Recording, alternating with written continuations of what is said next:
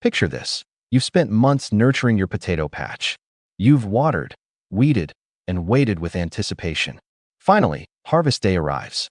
You grab your garden fork, dig into the earth, and disappointment.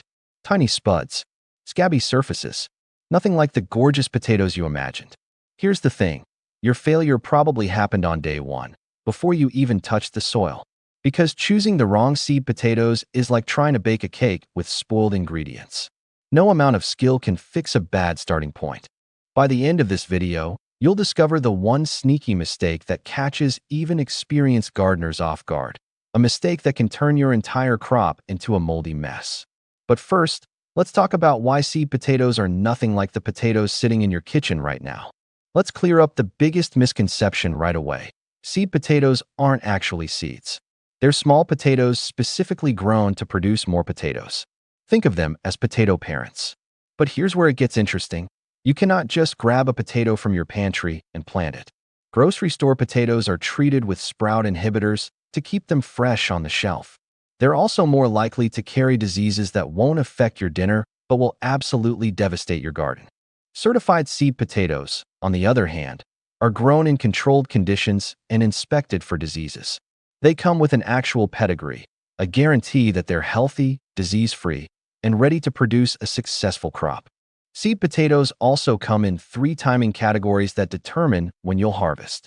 Early varieties mature in 75 to 90 days and give you those delicate, thin-skinned new potatoes perfect for summer salads.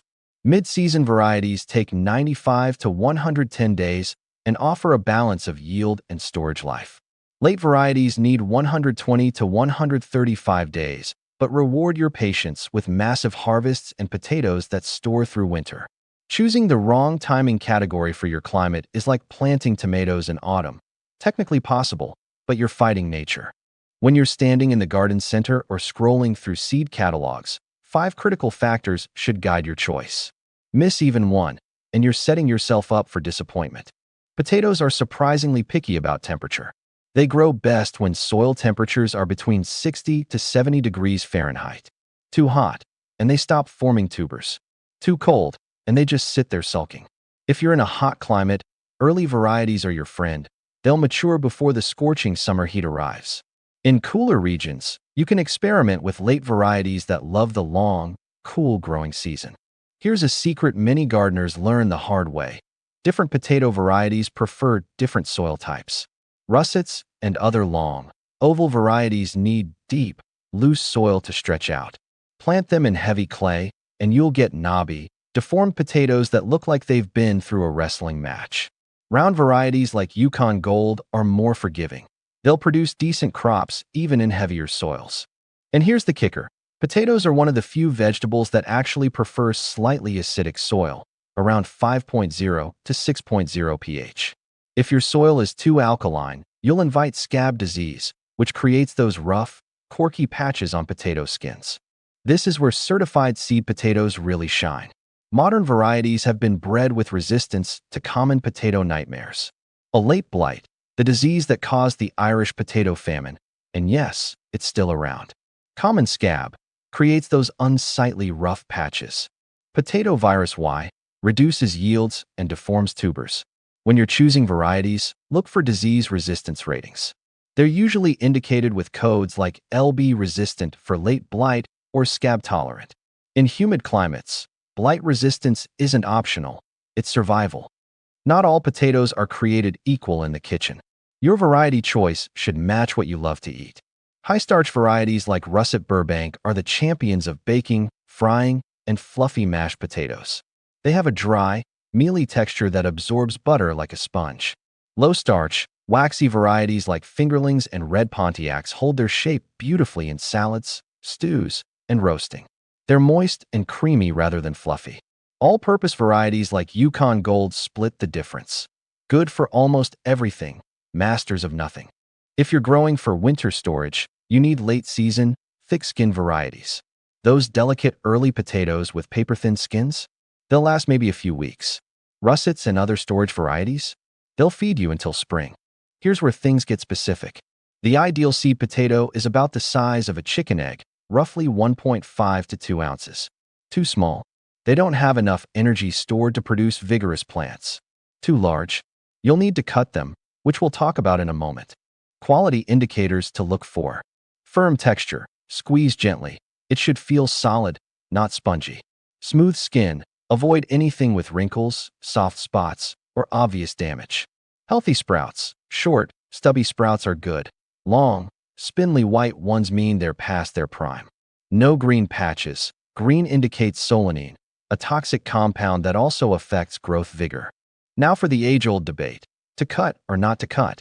If your seed potatoes are larger than a golf ball, cutting them can multiply your planting stock.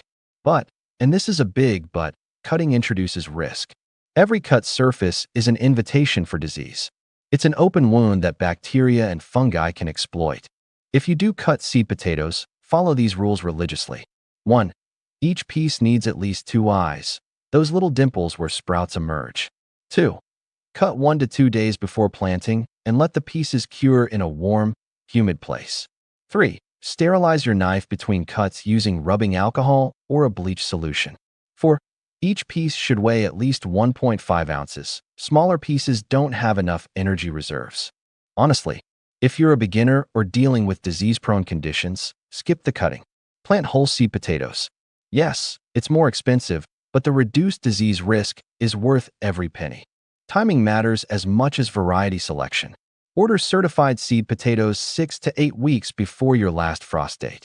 They need to arrive with enough time for you to chit them.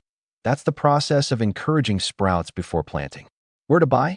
Certified seed potato suppliers, your safest bet, with guarantees and disease-free stock.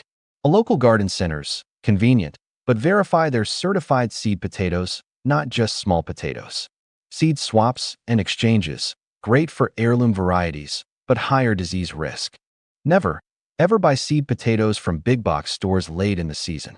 By May or June, they've been sitting in warm conditions, sprouting weakly, and potentially harboring diseases.